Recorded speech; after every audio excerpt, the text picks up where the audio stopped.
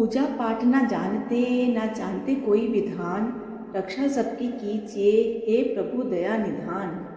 पान पुष्प मोदक चढ़े, लड्डू मेवा थाल, सद्गुण हमको दीजिए हे शिव जी के लाल। आप सभी को गणेश चतुर्थी की हार्दिक शुभकामनाएं। विघ्नहर्ता गणेश आप सभी की रक्षा करें। आज की वीडियो में आप जानेंगे गणेश चतुर्थी के दिन गणेश भगवान की स्थापना की संपूर्ण विधि के बारे में। इसी मनोकामना के साथ कि गणेश भगवान आपकी हर मनोकामना पूर्ण करें। तो आइए वीडियो को शुरू करते हैं। आप सबसे यह अनुरोध है कि आप कमेंट बॉक्स में जय श्री गणेश जरूर लिखिएगा।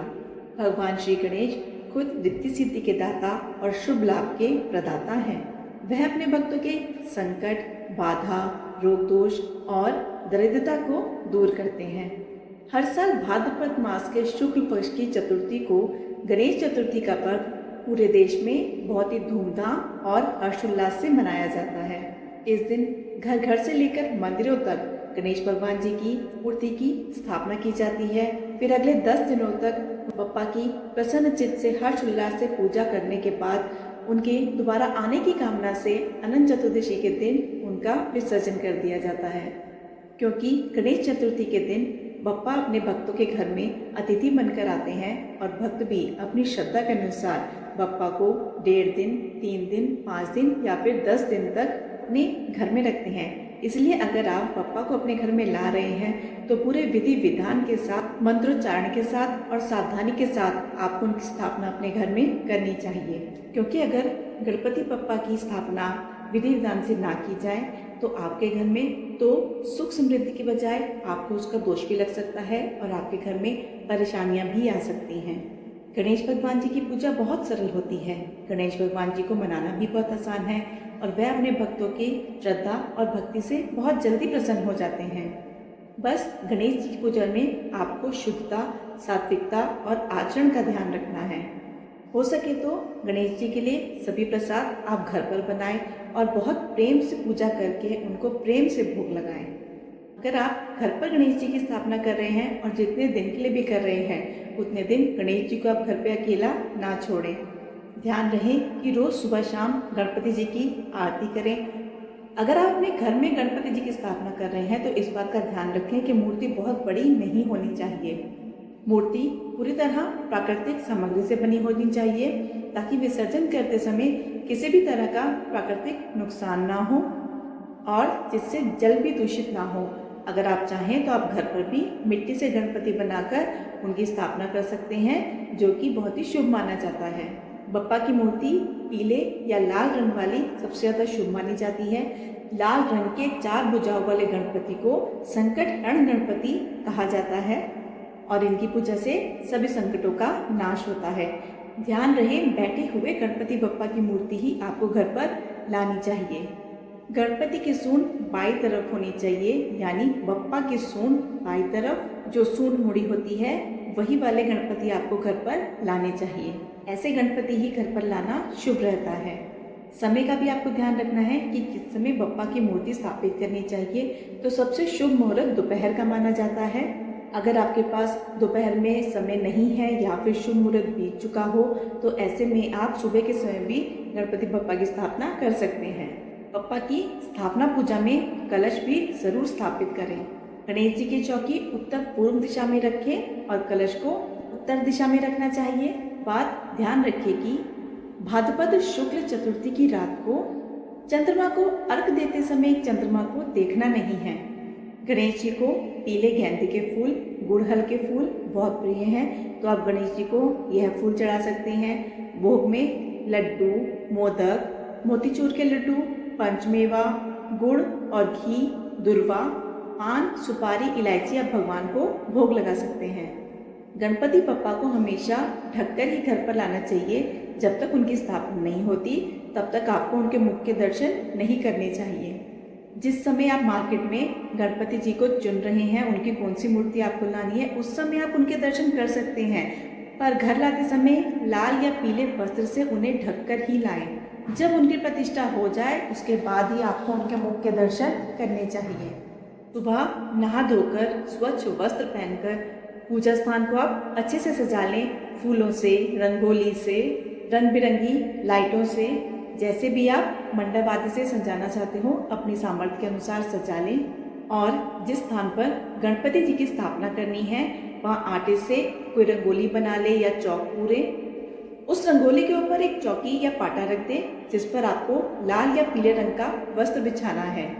अब उस चौकी पर एक मुट्ठी बिना टूटे हुए चावल रखें। पूजा में कभी भी आप टूटे हुए चावल का प्रयोग ना करें।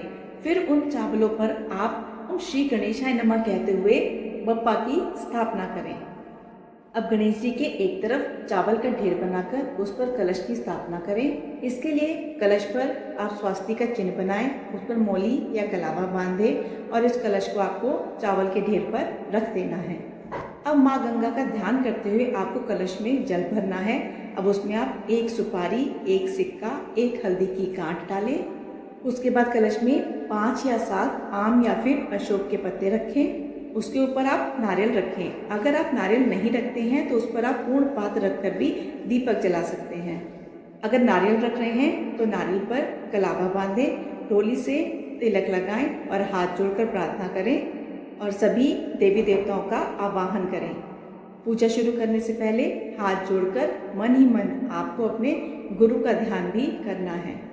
अगर कोई गुरु नहीं है तो आप गायत्री माता का ध्यान करें और सबसे पहले प्रथम पूजनीय गणेश जी का ध्यान करें। इसके बाद 3 बार आचमन करें। इसके लिए आपके घर के मंदिर में जो जल रखा हुआ है उसमें से 1 चम्मच जल लेकर उसको अपनी दाईं हथेली पर डालें और उसे श्रद्धापूर्वक पी लें। कई बार लोग आचमन वाले जल को पीने के बाद अपने सिर पर हाथ फेरते हैं, तो ऐसा आपको बिल्कुल भी नहीं करना है।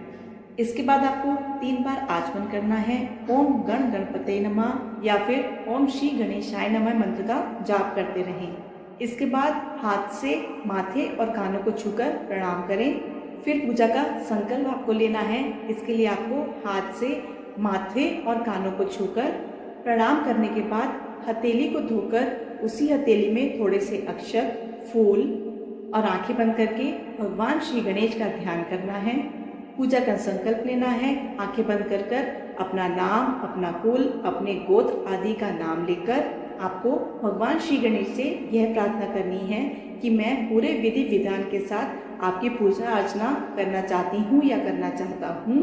हे गणपति बप्पा, मेरी पूजा, मेरी प्रार्थना, मेरा उपवास स्वीकार करें। भगवान की पूजा करना बहुत ही सौभाग्य की बात है और जिस घर में भगवान गणेश जी की स्थापना करते हैं वहाँ गणपति बप्पा के साथ साथ माता रिद्धि सिद्धि का भी वास स्वयं हो जाता है। के बाद गणपति बप्पा को आप गंगा जल से स्नान कराएं, उन पर गंगा जल के छींटे दें। किसी पुष्प की सहायता से ही आपको उन पर छींटे देने हैं।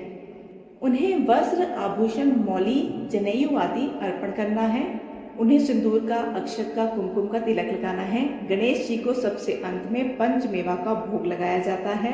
गणेश जी को 5 मौसमी फल अर्पित कर सकते हैं। केले और दूर्वा अर्पित करें। गणेश जी की पूजा में तुलसी का प्रयोग आपको भूले से भी नहीं करना है। गणेश जी के भोग में मोदक, लड्डू, मोतीचूर के लड्डू, गणेश जी को इलायची बहुत प्रिय है, आप इलायची अर्पित कर सकते हैं। आप गणेश जी को सुपारी अर्पित करें, वह भी गणेश जी को बहुत प्रिय है क्योंकि सुपारी को गणेश जी का ही प्रतीक माना जाता है। फूलों में आप गुड़हल के फूल, पीले फूल या फिर गेंदों के फूलों से बनी माला अर्पित करें। पूरी पूजा करते समय ओम गण गणपतये नमः या फिर ओम श्री गणेशाय नमः मंत्रों का जाप करते रहें। गणेश जी के दाईं तरफ कुछ अक्षत रखकर उस पर एक अखंड दीपक जलाना चाहिए और प्रार्थना करनी चाहिए, हे गणपति, आपका हमारे घर में स्वागत है, आप हमारे घर में पधारिए और हमारे घर को खुशियों से भर दीजिए। पूजा स्थान पर आप धूप दीप जलाएं, हाथ जोड़कर गणपति बप्पा की आरती करें और पूजा के अंत में मन ही मन यह प्रार्थना करें, हे गणपति बप्पा, अगर जाने अनजाने में हमसे कोई भूल चूक हुई हो तो उसके लिए हमें सपरिवार क्षमा कीजिएगा। भगवान गणेश जी से मनोकामना पूर्ति के लिए प्रार्थना करें, उनसे बुद्धि का वरदान मांगे और प्रार्थना करें। हर साल इसी प्रकार उनकी पूजा करने का, उनकी स्थापना करने का सुअवसर आपको मिलता रहे।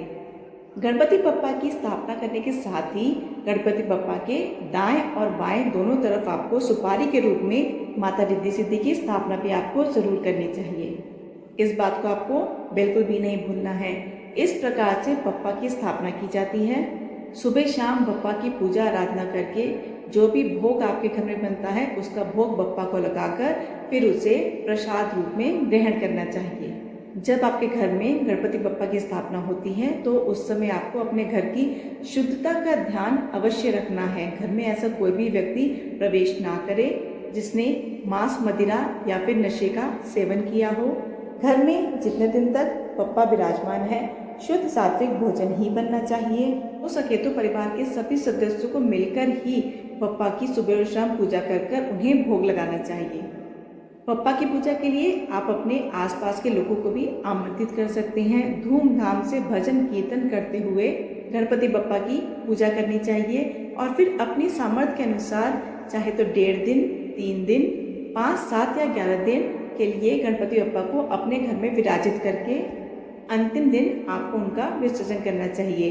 वैसे तो गणपति बप्पा को अनंत चतुर्दशी के दिन विदाई दी जाती है, उनका विसर्जन किया जाता है, पर आप 1.5 दिन में भी आप गणपति बप्पा का विसर्जन कर सकते हैं। उसके लिए आपको अनंत चतुर्दशी का इंतजार नहीं करना पड़ेगा।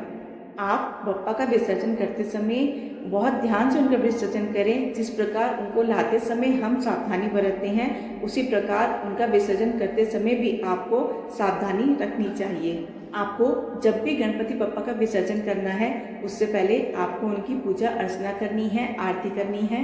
जितने भी दिन तक भगवान आपके घर में रहे हैं उतने दिन में अगर आपसे कोई भूल चूक हुई हो, कोई गलती हुई हो भोग में, उसके लिए आपको क्षमा याचना करनी चाहिए। फिर अबीर गुलाल उड़ाते हुए धूमधाम से खुशी मनाते हुए बप्पा को अंतिम विदाई देनी चाहिए और यह प्रार्थना करनी चाहिए कि अगले साल बप्पा फिर से आपके घर पधारे।